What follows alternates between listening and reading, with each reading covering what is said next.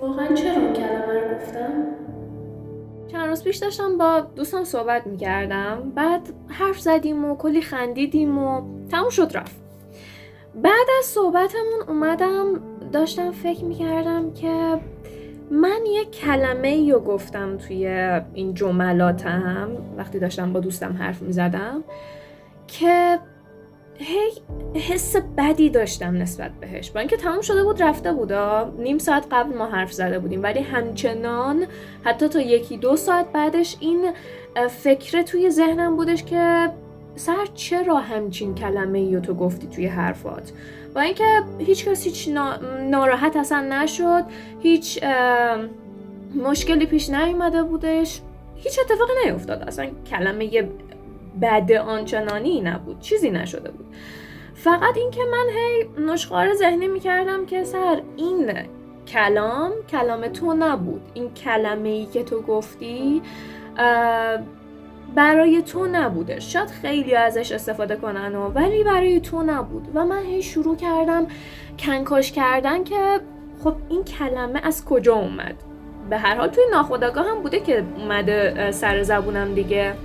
یه لحظه وسط همه این بلبشوها و این افکاری که می اومد توی ذهنم گفتم که وایسا، یه لحظه وایسا، دست بردار از این مؤاخذه کردن و اینکه داری هی قاضیگری میکنی، هی خودتو قضاوت میکنی که چرا اینو گفتم، چرا اونو نگفتم، نمیدونم الان چه برداشتی میکنن از من اینا. یه لحظه صبر کن. و من به این موضوع پی بردم که من الان توی یه سیکل معیوبی افتادم که به خاطر یک کلمه که هیچ عواقب خاصی اصلا نداشت، من داشتم خودم رو تنبیه میکردم، مجازات فکری، ذهنی، داشتم این نشخوار میکردم این افکارم رو و صرفا داشتم حالمو بد میکردم. منی که بعد اون تایم رو میذاشتم برای درس خوندن، برای انجام دادن کارام، صرفا نشسته بودم و داشتم فکر میکردم خب چرا این حرف رو زدی؟ حالا میخوام بگم که چی میشه که ما این کار رو میکنیم. داستان از اینجای شروع میشه که ما خودمون رو میذاریم وسط میدون و از دور وای میسیم، خودمون رو قضاوت میکنیم، خودمون رو کوچیک میکنیم، تحقیر میکنیم، میگیم که نباید این کار میکردی، نباید اونجا میرفتی، نباید این حرف رو میزدی. چرا ما داریم همچین رفتاری رو به خودمون انجام میدیم؟ اوکی، تو کار اشتباهی کردی، آگاهانه میای اصلاحش میکنی، اگر قابل جبران شدن جبرانش میکنی، اگر نه یه درسی میشه برات که دیگه تکرارش نکنی.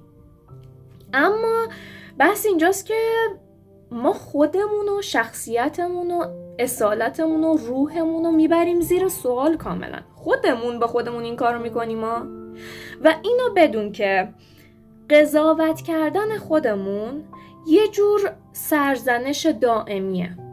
یعنی چی؟ یعنی اینکه تو وقتی به خودت اجازه میدی که خودتو به خاطر یه سری چیزا بدجور تنبیه کنی، بدجور مؤاخذه بکنی، بدجور خودتو ببری زیر سوال، منتظر این باش که یه نفر دیگه از بیرون، هر کسی میتونه باشه، دوستت، خانوادت، فامیلت، همکلاسیت، رئیست، پارتنرت، اونم بیاد به خاطر یه سری از اشتباهات کوچیکی که در طول روز انجام میدی بیاد تو رو مؤاخذه بکنه، بیاد در واقع تو رو ببره زیر سوال، تو رو کوچیک بکنه، تو رو حقیر بکنه، مسخرت بکنه.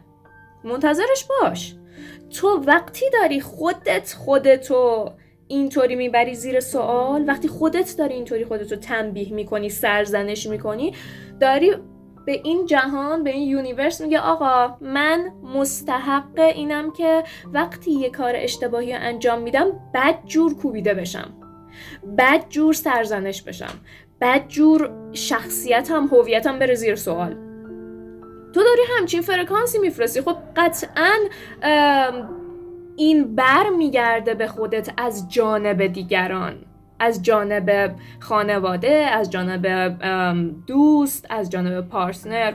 منتظرش باش. اگر خودتو اینطوری داری تنبیه میکنی، داری خودتو اینطوری قضاوت میکنی، منتظر قضاوت دیگران باش و از قضاوت دیگران ناراحت نشو، چون برای خودت داری همچین کاری انجام میدی.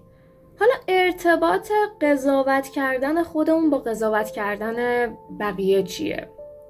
ببین، وقتی که ما میایم بقیه رو قضاوت میکنیم، میگیم که ببین عجب لباسی پوشیده، این چه تیپیه زده، چرا این مدلی راه میره، چرا نمیدونم ماشینش این شکلیه، چرا سر و وضعش این شکلیه، چرا خونهشون تو این محله است، نمیدونم چرا این مدلی حرف میزنه. اینقدر قضاوت زیاده، نمیدونم کدومو بگم. وقتی ما این کارو میکنیم، در واقع اینو بدون که تو از درونت یه جایی توی قلبت هر روزه خودتو داری قضاوت میکنی، اما چون نمیخوای بپذیری اینو، برای فرار کردن از پذیرش اینکه خودت هم داری خودتو قضاوت میکنی، میای بقیه رو قضاوت میکنی، بقیه رو هم میکشی پایین. انقدر خودتو میکشی در طول روز پایین، نمیتونی طاقت بیاری که تو لولت پایینه بقیه لولشون بالاست، قضاوت میکنی، دنبال نکات منفی میگردی، دنبال نقاط ضعفشون میگردی و اونا رو هم میکشی پایین. زحمت نمیدی به خودت که خودتو بکشی بالا، هم سطح اونا بشی. خودتو انقدر قضاوت میکنی، انقدر حالتو، انقدر انرژیتو میاری پایین و نمیتونی برسی به اونجا، میگی خب چیکار بکنم؟ قضاوت میکنم، مسخره میکنم، دست میذارم روی نقاط ضعف بقیه، اونا رو هم میکشم پایین، حالا هم لول میشیم. ببین، وقتی من سحر میام یه نفریو هر جایی، توی دانشگاه، توی خوابگاه، توی فامیل، توی محل کار، هر جا میام قضاوت میکنم، فلانی اینطوریه، فلانی اونطوریه، من باید بدونم که ریشه این قضاوت درون خودمه. یعنی چی؟ یعنی من در طول روز یه جاهایی دارم خودم رو قضاوت میکنم اما دارم ایگنورش میکنم، اما حواسم بهش نیست، بهش بها نمیدم. توی چه جور مثالایی؟ مثلا این که خیلی ها هستن که خودشون هنوز ظاهر خودشون رو نپذیرفتن و میرن جلوی آینه خودشون رو قضاوت میکنن، اینجام خال داره، اونجام جای زخمه، نمیدونم اینجام جوش زده، پوستم این شکلیه، موام اون شکلیه، تیپم اینطوریه. خودت داری خودتو قضاوت میکنی توی اینجور چیزا، خودت داری به خودت همچین کاری میکنی و چون هنوز به این پذیرش نرسیدیم که خودمونم داریم با خودمون این کارو میکنیم، میریم بقیه رو قضاوت میکنیم. وقتی تو داری یه کاریو بر علیه دیگران انجام میدی، همون کارو داری درون خودت بر علیه خودت داری انجام میدی. من اگر دارم میگم فلانیو ببین مثلا صورتش چرا اینطوریه، چرا این شکلیه، دماغش اون شکلیه، ابروش بالا پایینه، لبش این شکلیه، مطمئن باش که یه جایی مثلا درون خودم دارم خودم رو قضاوت میکنم. مثالا من از خودم دارم مایه میذارم که یه بار به کسی بر نخوره. اگر تو داری میگی که چرا فلانی این چه مثلا تیپیه زده، این شلوار به اون لباسه نمیخوره، اون فلانه به این نمیخوره، خودش دوست داشته، تو چی کار داری؟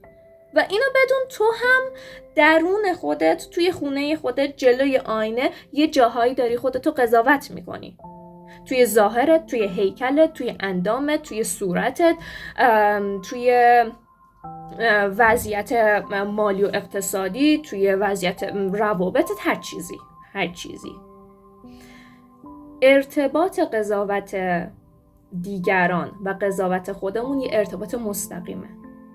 هر چقدر تو بقیه رو بیشتر قضاوت کنی، خودت هم بیشتر قضاوت میکنی و بالعکس هر چقدر خودت رو بیشتر قضاوت کنی، یه سری جاها برای اینکه کم نیاری بقیه هم قضاوت میکنی و نکته اینه که تمام این کنش و واکنش‌ها، تمام این آمد و شدها، تمام این رفتارهایی که داریم با خودمون و دیگران انجام میدیم از یه حسی میان.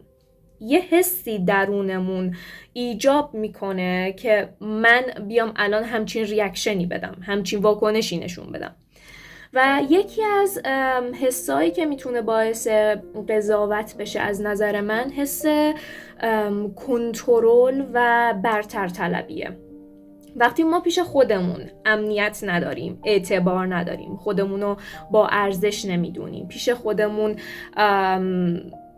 هویت نداریم، برای خودمون ارزش قائل نیستیم، میایم قضاوت میکنیم، میایم بقیه رو میکشیم پایین، خودمون از بالا داریم بقیه رو از بالا داریم بقیه رو پایین نگاه میکنیم که یه حس سلطه و یه حس خود برتربینی و یه حس من بلدم و من میدونم تو بلد نیستی و همچین حسی رو میخوایم بگیریم از قضاوت. اینکه من بلدم تو بلد نیستی، من میدونم تو نمیدونی، من بهترم تو بهتر نیستی. و اینکه این از یک کمالگرایی بیمارگونه میاد، اینکه ما حتی برای خودمون هر خطای کوچیکی و یه فاجعه میبینیم. یه خطایی کردیم، مثل من که یه حرفی رو میگم زدم تو مکالمه با دوستم، میگم اصلا حرف آنچنان بدی نبود، اتفاقا خندیدیم، تموم شد رفت، اما من بعدش هی اومدم خودم رو مؤاخذه کردم که چرا فلان سر، چرا همچین حرفی زدی، اصلا این کلام تو نبود، اصلا به شخصیت تو نمیخورد. و بعد گفتم که بابا یه حرف بود، تموم شد رفت. درس میشه برات که از این به بعد فکر کرده، سنجیده حرف بزنی. یه جمله‌ای که میخوای بگی، یه حرفی که میخوای بزنی، مزه کنی بعد بگی. خب اینقدر خودمونو زیر سوال نبریم، اینقدر نخوایم با حس برتری طلبی، با حس اینکه من متفاوتم نسبت به بقیه بیایم قضاوت کنیم بقیه رو و حتی خودمونو. و اینکه ما وقتی که احساس امنیت نمی کنیم پیش خودمون، یه گارد میگیریم، یه سپر مقاومت میاریم جلوی هویتمون. و چیکار میکنه؟ نمیذاره خودمونو ببینیم، نمیذاره خودمونو بپذیریم. رفتارامونو، حرف زدنمونو، خانوادهمونو، شرایط مالیمونو، شرایط عاطفیمونو، ظاهرمونو، انداممونو، صورتمونو، هر چیزی که به خودت تعلق داره نمیذاره، این سپره نمیذاره اونا رو بپذیری.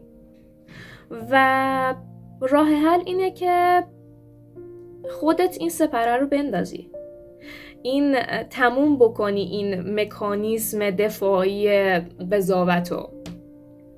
و تا زمانی که با خودت در صلح نباشی، نمیتونی با دیگران در صلح باشی.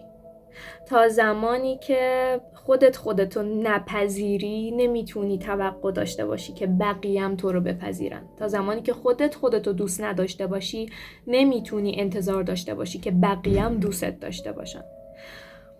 بپذیر خودتو. اشتباه کردی؟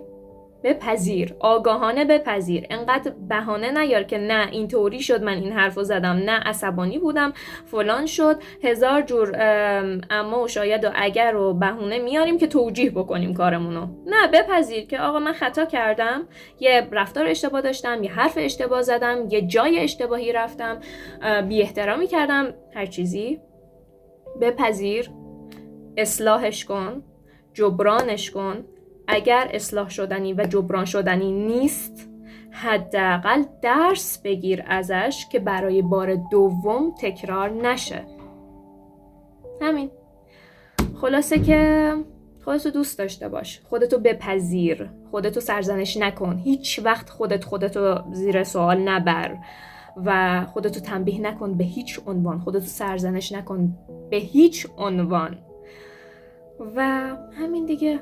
خودتو دوست داشته باش، همین. خودتو دوست داشته باش، خودتو بپذیر. وقتی خودتو بپذیری، دنیا، جهان، کائنات، هستی، مردم، آدمای دورت تو رو میپذیرن همون جوری که هستی. همون جوری که هستی، صاف و ساده. خدافظ.